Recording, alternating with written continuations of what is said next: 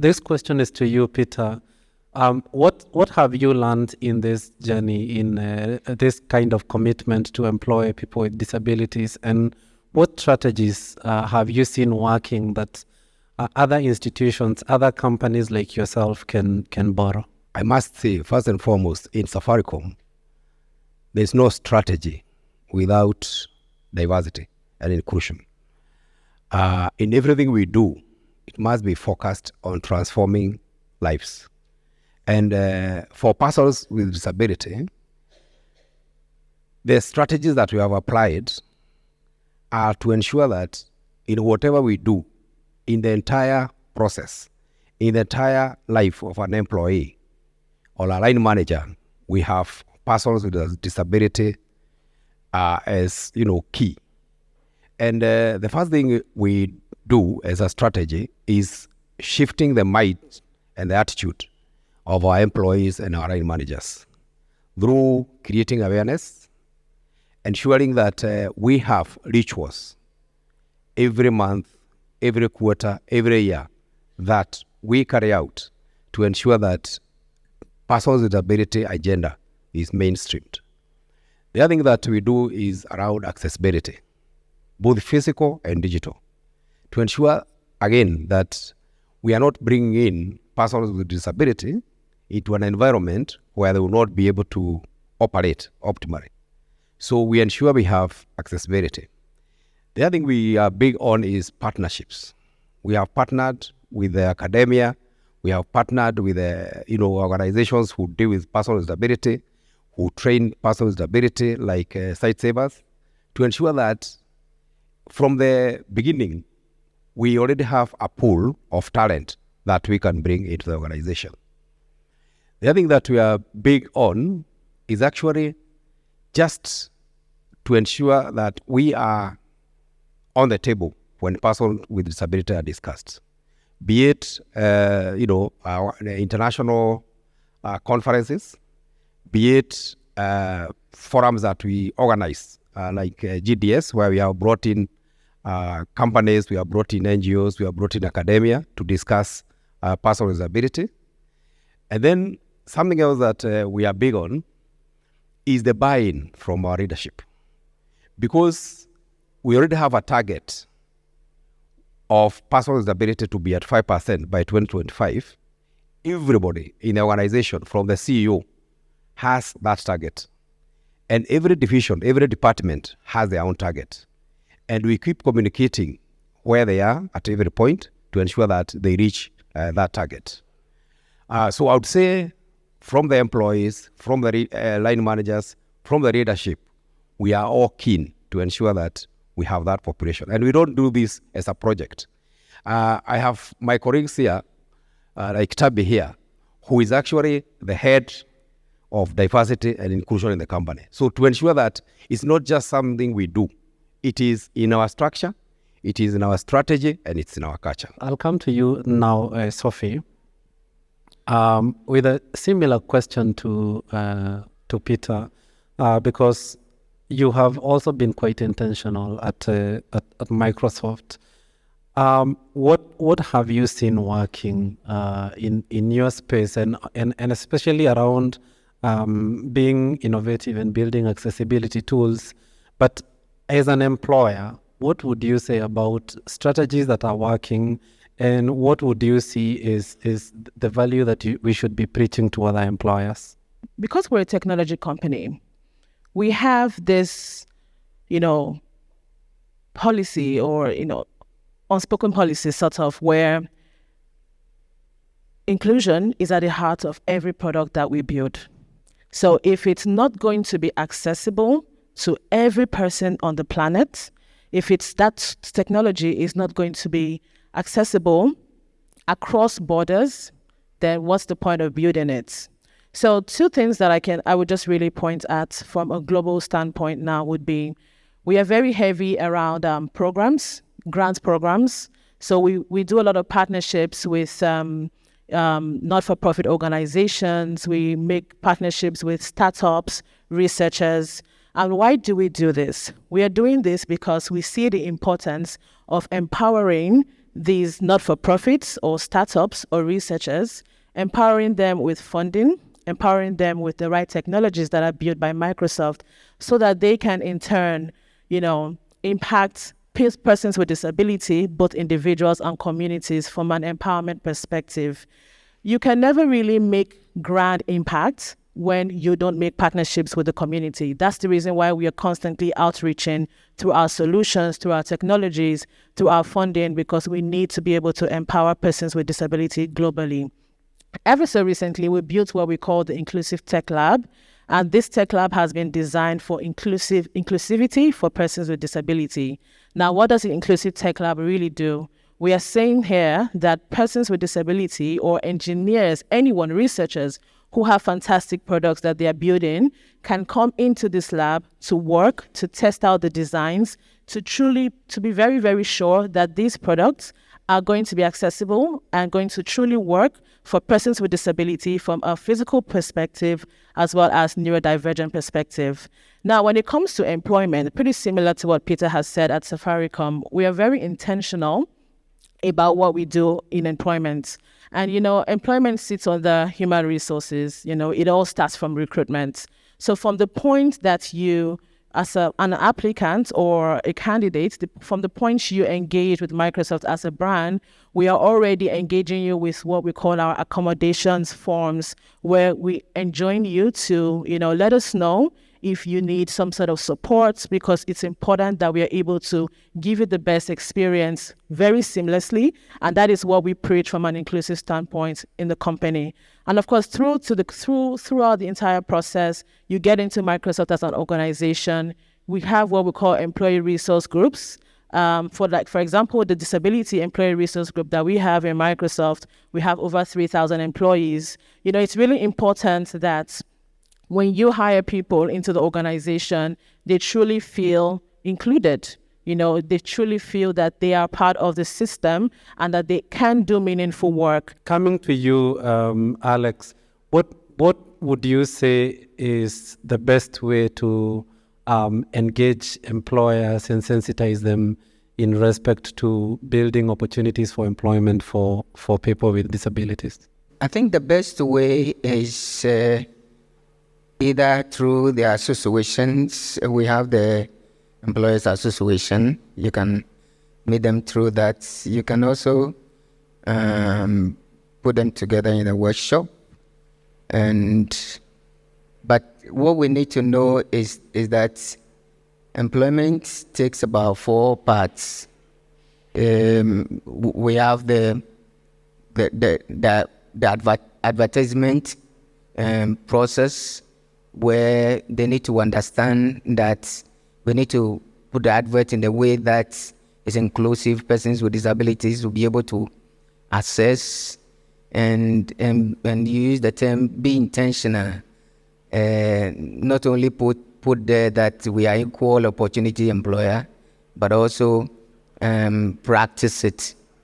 You can even get the advert through the associations, and because you know that disabled people have limited access to some of this information, so you make sure that employers can be trained in this regard.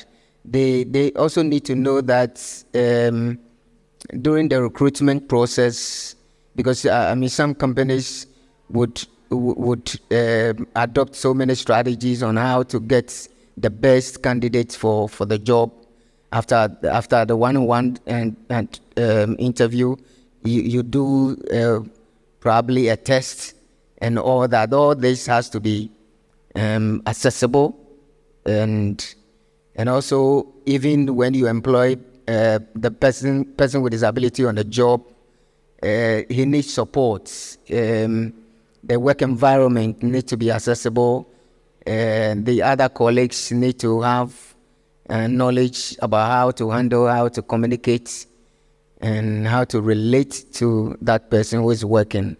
And also issues of promotion, all that are very important to motivate persons with disabilities to be able to work. So the employers need all this to be able to consider themselves as inclusive employers, or employers that are ready open up for the community of persons with disabilities. Still on this question around disability awareness training among employers, and you have given a good description of what you have done, and you have built it as a culture within Safaricom, and you have made disability inclusion center stage.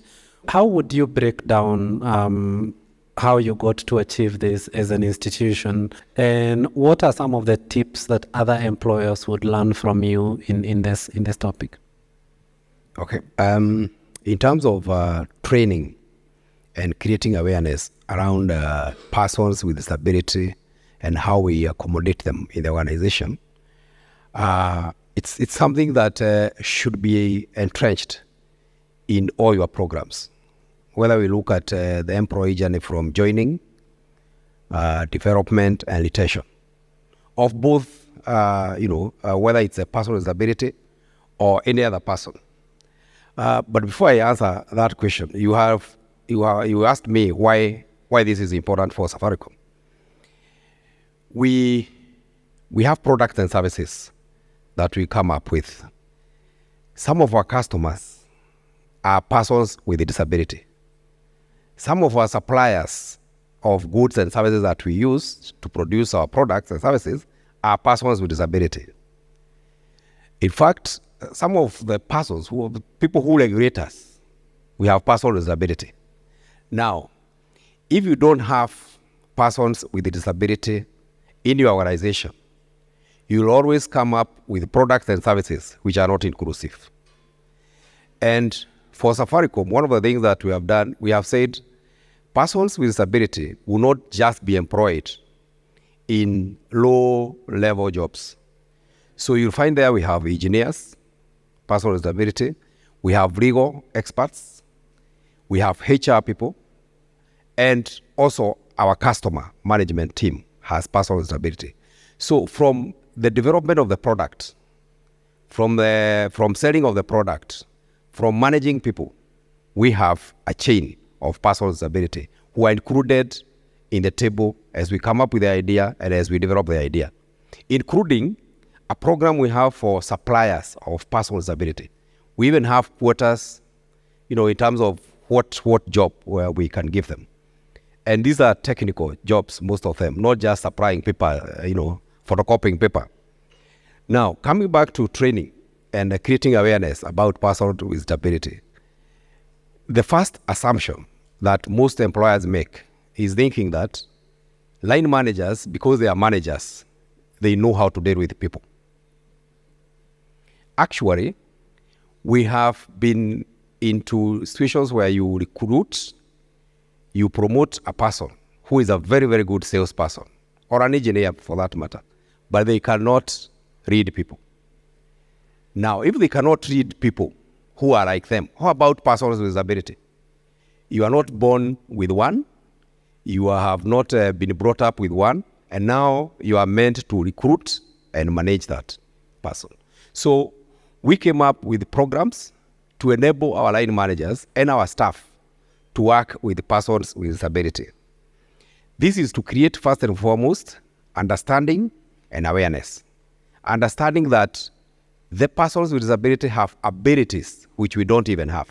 And therefore, having them in your team is actually better than not having them. The other thing is to remove bias and to remove stereotyping of persons with disability. So in every recruitment, we ensure that we have diversity. We have diversity from advertising up to the level of appointment. And we create awareness to our recruitment team why we need these people. We don't tell them we need these people because the government requires us to be 5%. We tell them these are very important people that we need on the table. And for your information, instead of putting that statement that we are an inclusive organization, now we are bold enough.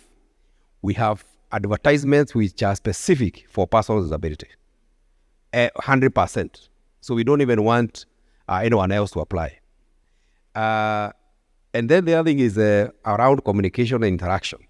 If you don't train people, if you don't train your managers, if you don't train your staff on how to communicate and interact with the person with disability, how do you expect them to manage them? How do you expect them to interact with them? So we have programs that we have come up with, for example, unconscious bias, which we have taken from the CEO to the last person. We have taken people through that program, how not to be biased and how to recognize unconscious bias, whether in a meeting, whether in a training, wherever you are. Then the other thing is, if you want to be supported as HR, as a department that deals with diversity, equity, and inclusion, then you must train your leaders the importance of persons with disability to be in your team, so that you can get budget, so that you can get support, so that when you come up with an activity or a program like this, you have all the support. And when you invite your CEO to speak in a personal disability forum, they will come because that is important for their business. And then, of course, it improves training and awareness, improves recruitment process, development and retention of persons with disability. Because it's one thing to bring the numbers, but the biggest challenge is to create an environment where they will thrive, to develop them so that they can take up higher jobs, and to retain them, to ensure that the organization continues to grow in terms of having personal disability. So the training must be targeted first and foremost. You don't just do it to tick a box. So you have to target, why are you doing this training, and to who are you doing this training. The other thing is co-creation. There's no point coming up with a content without involving personal disability, because they have abilities which we don't even have, and therefore include them in co-creating the curriculum, and then ensure that it is experiential. Sophie, I would like you to speak to partnerships and collaboration. In terms of collaboration and partnerships with other stakeholders, with civil society, with government, with ministries, especially with the education space, what is working well within these collaborations, and what do you think needs to be done differently? The whole idea of disability inclusion, disability rights, awareness, accessibility, it's an ongoing conversation and it's an ongoing effort. I think we all need to start to have the mindset first of understanding that we are all working towards one common goal, which is inclusion, right? So when it comes to collaborations, here at Microsoft, we are constantly thinking around how we can sit on the table with policymakers, government parastatals, such that when there are policies that are being passed out from country to country across Africa, persons with disability are included. It's very important, and that is one area that we have our foot on when it comes to collaboration with the governments. We are also very heavy around collaborating with disability advocates. So I remember in 2021, myself and my team, we had to put together an awareness campaign to celebrate, disability inclusion across Africa. And I promise you, we could never have done it without collaborating with not-for-profit organizations, because these organizations have a very huge level of community members who can really leverage, what some of the efforts that we are putting out there.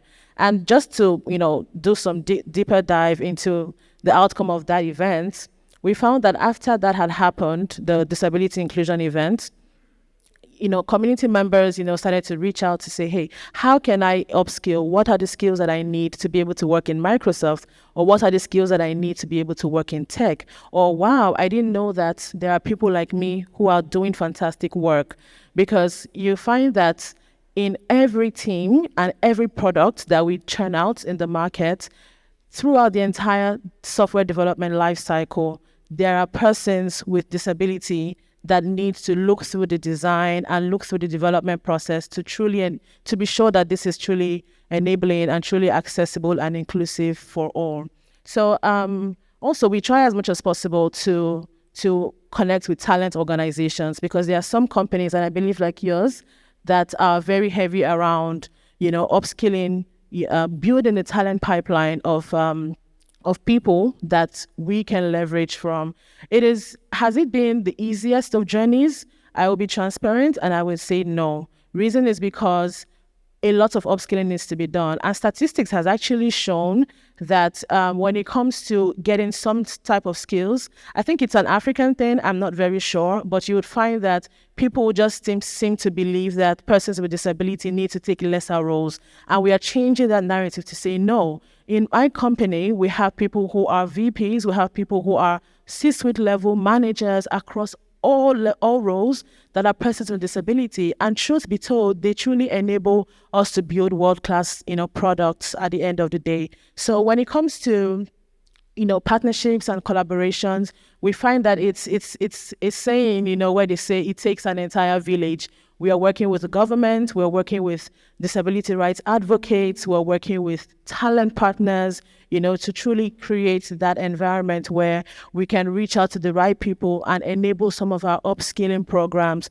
to be beneficial and make better impacts, such that at the end of the day, we can hire people with disability within our organization. Thank you, Sophie. Alex, in 1 minute, what are some of the successes that you have seen in your work? Do you have a case that you can say it's a perfect success that we can learn from?